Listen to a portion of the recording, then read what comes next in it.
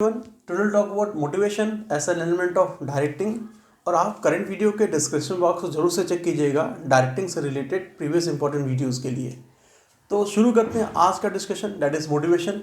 What is motivation? तो देखो, मैंने यहाँ पे मोटिवेशन की एक डेफिनेशन लिखी हुई है and as per this definition motivation is what it is the art of inducing the employee. Motivation क्या है? मोटिवेशन आर्ट है एम्प्लॉय को इंड्यूस करने के लिए। इंड्यूस मीन्स इंकरेज करने की या स्टिमुलेट करने की।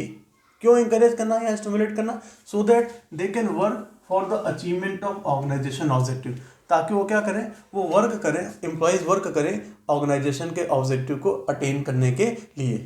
Now the question raises, sir employee जो कि ऑर्गेनाइजेशन में रहता है या वर्क करता है वो कैसे इंकरेज हो सकता है? तो employee in the organization can be encourage on the basis of their distinct needs.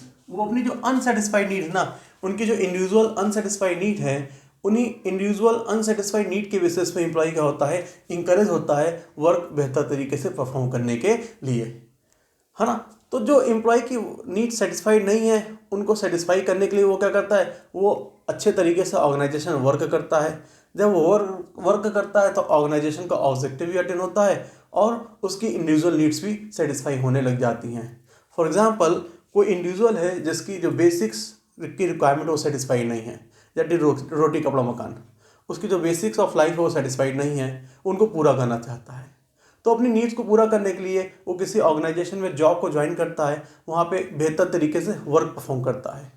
जब वो इंडिविजुअल जिसकी बेसिक सेटिस्फाई नहीं है वो किसी जॉब को ज्वाइन करता है और ऑर्गेनाइजेशन में अच्छे तरीके से वर्क परफॉर्म करता है, तो ऑर्गेनाइजेशन का ऑब्जेक्टिव भी अटेन हो जाता है और उस इंडिविजुअल को उसके काम के बदले में वेजेस और सैलरीज मिलती है, जिससे उसकी इंडिविजुअल नीड्स भी क्या होती है, वो भी सेटिस्फाई होने लग जाती है। तो this is the complete process of motivation which emphasize that motivation is a psychological term. Motivation क्या है? साइकोलॉजिकल टर्म है which come from inside, it can not be thrusted on the individual और employ. हम motivation को किसी individual पे fill या thrust नहीं कर सकते, ये उसके अंदर से आता है। और सर कैसे वो डेवलप होता है? उसकी अनसेटिस्फाइड नीड के बेसिस पे। इंडिविजुअल अपनी अनसेटिस्फाइड नीड्स को फुलफिल करने के लिए क्या होता है, इंकरेज होता है या मोटिवेटेड हो सकता है, या हम ये भी कह सकते हैं कि ये अनसेटिस्फाइड नीड ही हैं जो एम्प्लॉय को क्या करती हैं, इंकरेज करती हैं, स्टिमुलेट करती हैं, ताकि वो बेहतर वर्क परफॉर्म करे और ऑर्गेनाइजेशन के ऑब्जेक्टिव को अटेन कर पाए। अब मोटिवेशन से रिलेटेड कई थ्योरीज बनी हैं, है ना, लेकिन इंटरमीडिएट के हिसाब से एक ही थ्योरी हमारे सिलेबस में, that is Maslow need hierarchy theory of motivation. तो मैं आपसे उस थ्योरी की बात भी कर लेता हूँ। Now will talk about Maslow need hierarchy theory of motivation. तो जैसा आपने मोटिवेशन देखा कि अनसेटिस्फाइड नीड ही क्या करती हैं, एम्प्लॉय को इंकरेज करती हैं या मोटिवेट करती हैं अच्छे से वर्क परफॉर्म करने के लिए। Needs once satisfy will not further motivate the employee to perform well in the organisation.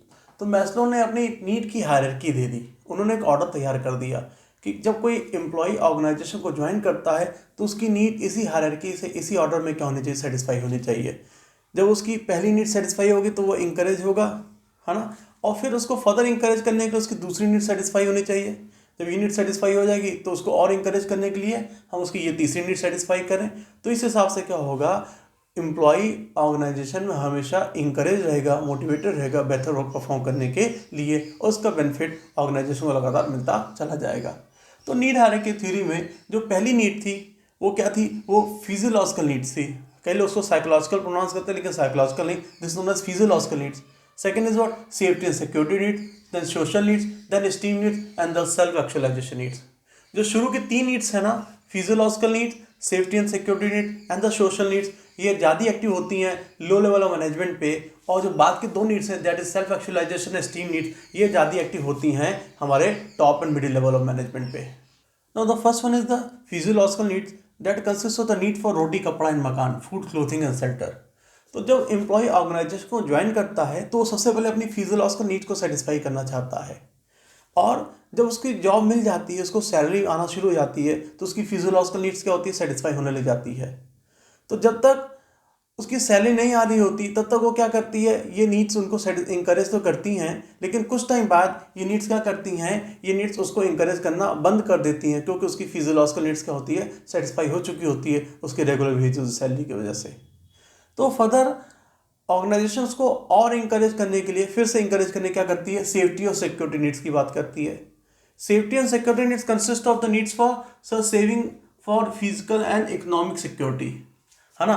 Physical security means उसको फिर से इंकरेज किया जाता है सर। फिजिकल सिक्योरिटी मीन्स जिस ऑर्गेनाइजेशन में, जिस वर्क प्लेस पे वो काम कर रहा है, वहाँ पे फिजिकल सिक्योरिटी हो, मतलब वहाँ पे सर एक्सीडेंट के चांसेस कम हो, फायर के चांसेस कम से कम हो। ये चीज़ भी क्या करती है, एम्प्लॉय को इंकरेज करती है। और इकोनॉमिक सिक्योरिटी का मतलब क्या है कि उसकी जॉब को क्या किया जाए, परमानेंट नेचर का बना दिया जाए।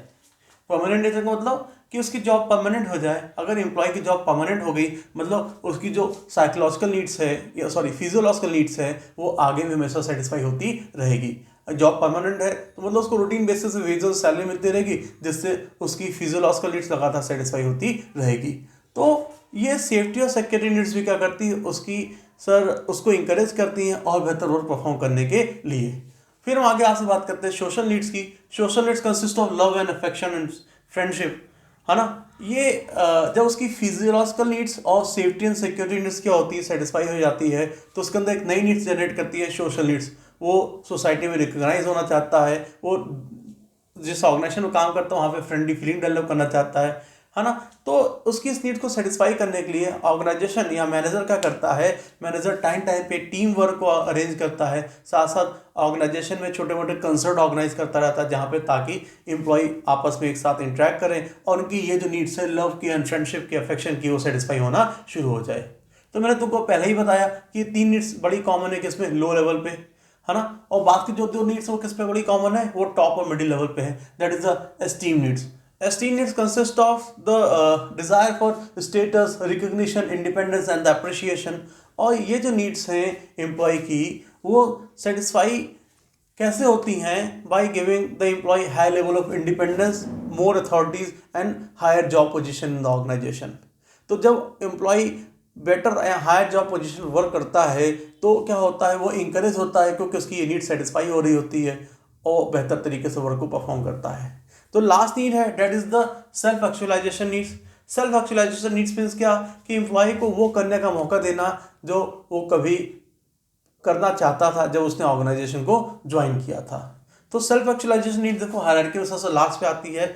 यहाँ पे ऑर्गेनाइजेशन एम्प्लॉय या मैनेजर एम्प्लॉय को उस जॉब पोजीशन पे प्लेस करता है जिस जॉब पोजीशन पे कभी एम्प्लॉय काम करना चाहता था, जिससे एम्प्लॉय क्या होता है, इंकरेज होता है और वो बेहतर तरीके से वर्क परफॉर्म करता रहता है। Now, after studying about the need hierarchy theory of motivation or motivation को understand करने के बाद, we can easily understand the features or the characteristics of motivation. See, these are the features or the characteristics of motivation. इसमें हमारा पहला features है, वो क्या है, that it is a psychological phenomena. Motivation क्या है? Motivation एक psychological phenomena है। मतलब sir, it is an internal feeling. Motivation is what? It is an internal feeling which come from inside the employee. ठीक है? It cannot be obstructed or forced by the manager or the employee. Manager employee पे motivation को force नहीं कर सकता, upthrust नहीं कर सकता। ये क्या, ये एक इंटरनल फीलिंग है जो अंदर से आती है और उसकी जो अनसेटिस्फाइड नीड्स है यही क्या करती है, एम्प्लॉय को इंकरेज करती है, मोटिवेट करती है to perform better work in the organization. This is reason we are saying it is a psychological phenomena.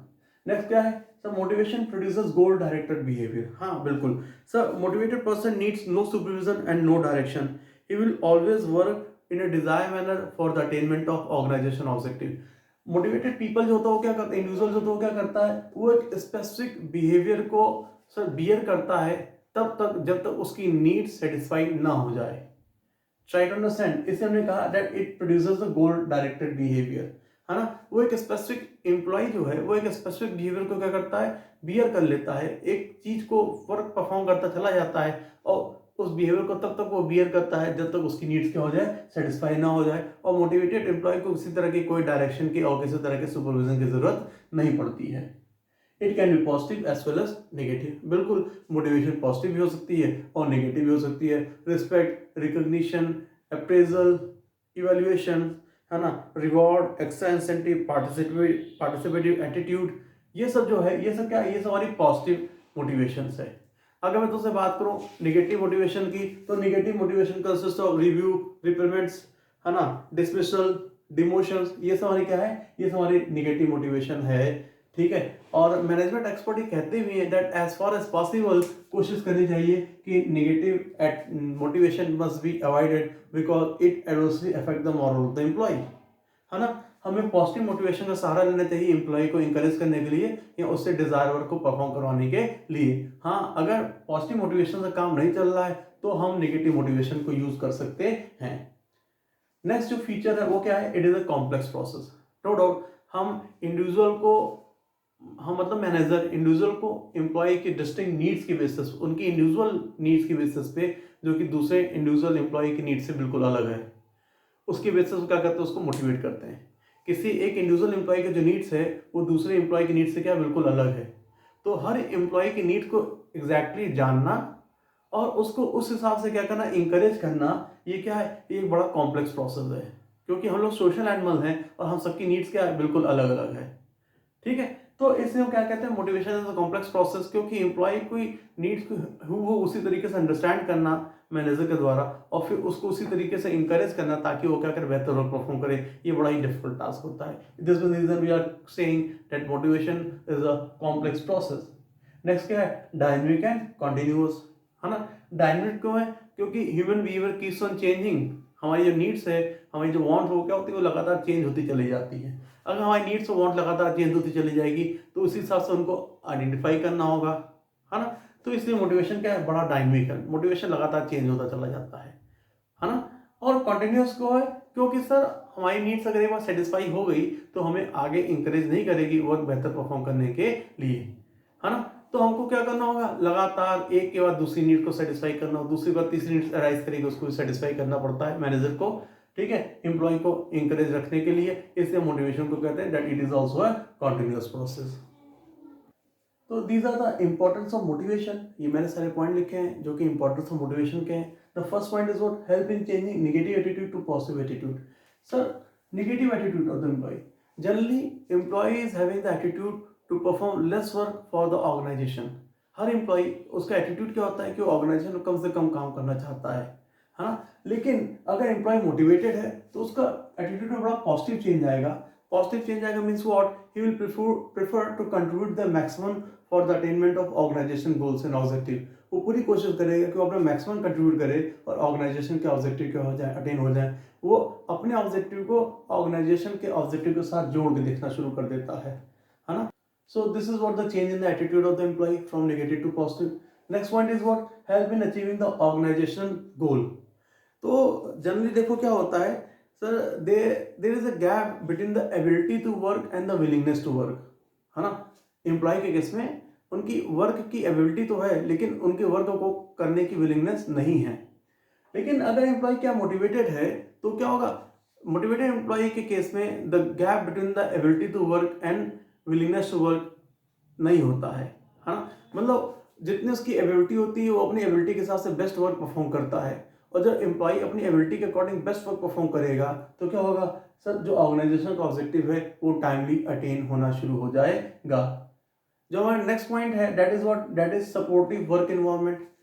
Sir when employee start getting respect and recognition from the organization, है ना। Motivated employee देखो esteem needs में क्या करते हैं, हम उसको respect देते हैं, रिकॉग्नाइज करते हैं, अप्रिशिएट करते हैं। तो जब एम्प्लॉय क्या होता है, एम्प्लॉय ऑर्गेनाइजेशन में रिस्पेक्ट, रिकॉग्निशन, अप्रिशिएशन पाना शुरू कर देता है, तो वो भी क्या करता है, वो भी अपना सपोर्टिव हैंड बढ़ाता है, अपना मैक्सिमम कंट्रीब्यूट करता है, मैक्सिमम कोऑर्डिनेशन कोऑपरेट करता है मैनेजमेंट को, ताकि ऑर्गेनाइजेशन के ऑब्जेक्टिव अटेन हो जाए। और इससे क्या होता है, इससे ऑर्गेनाइजेशन में एक सपोर्टिव एनवायरनमेंट क्रिएट हो जाता है। अदरवाइज प्रैक्टिकली देखा जाए तो ऑर्गेनाइजेशन में थ्योरी एक्स इंप्लीमेंट होती है, जहाँ पे एम्प्लॉयर और एम्प्लॉय के बीच में क्या होता है, कंट्रडिक्शन बना रहता है। लेकिन अगर एम्प्लॉय मोटिवेटेड है ना, मोटिवेटेड कब होगा, जब उसको ऑर्गेनाइजेशन से रिस्पेक्ट, रिकॉग्निशन, अप्रिशिएशन, रिवॉर्ड, ये सब चीज़ें मिलनी होंगी। तो जब उसको इतनी चीज़ें मिल रही होती तो वो इंकरेज होता है, वो क्या करता है, वो हेल्पिंग हैंड, है ना, सपोर्टिव बिहेवियर रखता है मैनेजमेंट के लिए, और high level of corporation show करता है, जिससे ऑर्गेनाइजेशन में एक सपोर्टिव वर्क एनवायरनमेंट बना रहता है और उसका फायदा अल्टीमेटली ऑर्गेनाइजेशन को ही मिलता है। नेक्स्ट जो हमारा पॉइंट है that is what, help manage to introduce the change, है ना। Introduction of change for any organization, sir change जरूरी है ना। सर जो लोगों की रिक्वायरमेंट है, जो मार्केट में डिमांड है, वो that keeps on changing, as per the change organization को भी चेंज करना पड़ेगा। But the employees in the organization are generally resistant to change.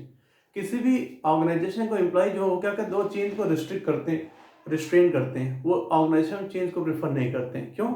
क्योंकि अगर ऑर्गेनाइजेशन में चेंज होगा तो दो खतरे होते हैं। हो सकता है वो एम्प्लॉय जो चेंज को अडॉप्ट ना कर पाए, उनको उनकी जॉब छोड़ के जानी पड़े, और दूसरी एम्प्लॉय को जहमत होती है नई जॉब को सीखने के लिए, नई आर्ट को लर्न करने के लिए।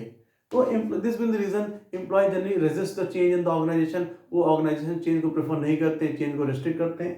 बट सर अगर एम्प्लॉय क्या मोटिवेटेड है तो क्या होगा, वो ऑलवेज चेंज को वेलकम करेगा और इस चीज़ को पॉजिटिव लेते हुए वो एक नई आर्ट को सीखने की कोशिश करेगा, जिससे ऑर्गेनाइजेशन में जो चेंज है वो इजीली इंप्लीमेंट हो जाता है या चेंज इजीली इंट्रोड्यूस हो जाता है, जो कि लॉन्ग रन में ऑर्गेनाइजेशन के लिए हमेशा बेनिफिशियल होता है और एम्प्लॉय के लिए भी बेनिफिशियल होता है।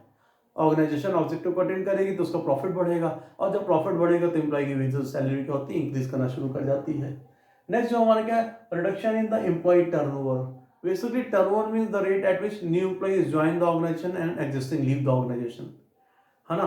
तो हर एम्प्लॉय, हर ऑर्गेनाइजेशन क्या चाहती है कि अपने यहाँ टर्नओवर को क्या करे, कम से कम रखे। मतलब हमारे जो एग्जिस्टिंग एम्प्लॉय हैं वो बहुत कम ऐसे हो जो ऑर्गेनाइजेशन को छोड़ के जाएं। क्यों?